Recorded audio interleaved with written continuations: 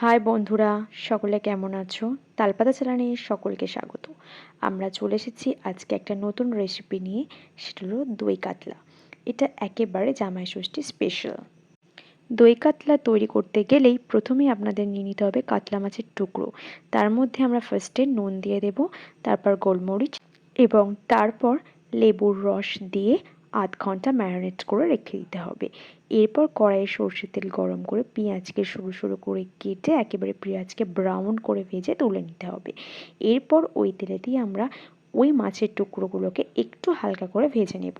তারপর ওই তেলেতেই আমরা এলাচ, লবঙ্গ, দারচিনি ও গোলমরিচ ফোড়ন দিয়ে পেঁয়াজ বাটাটা দিয়ে দেব। এরপর দেব টমেটো বাটা, তারপর ধনেপাতা বাটা। সবকটি উপকরণকে ভালো করে মিশিয়ে নিতে হবে।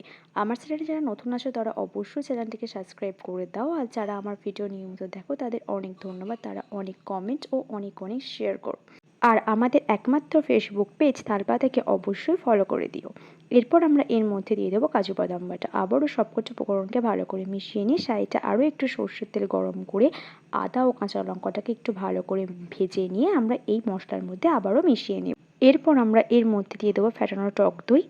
তারপর সবকটি মশলাকে ভালো করে মিশিয়ে নিতে হবে। তারপর আগে থেকেই ভেজে রাখা মাছের টুকরোগুলো দিয়ে ভালো করে নাড়াচাড়া করে নিতে হবে।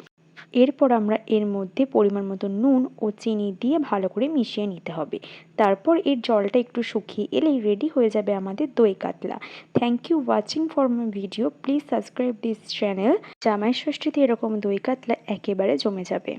এই ভিডিওটা যাদের ভালো লাগবে তারা অবশ্যই অনেক অনেক কমেন্ট ও অনেক শেয়ার করো, আর প্লিজ চ্যানেলটিকে সাবস্ক্রাইব করে দাও। আগে থেকে ভেজে রাখা পেঁয়াজের টুকরো ছড়িয়ে পরিবেশন করুন দই কাতলা।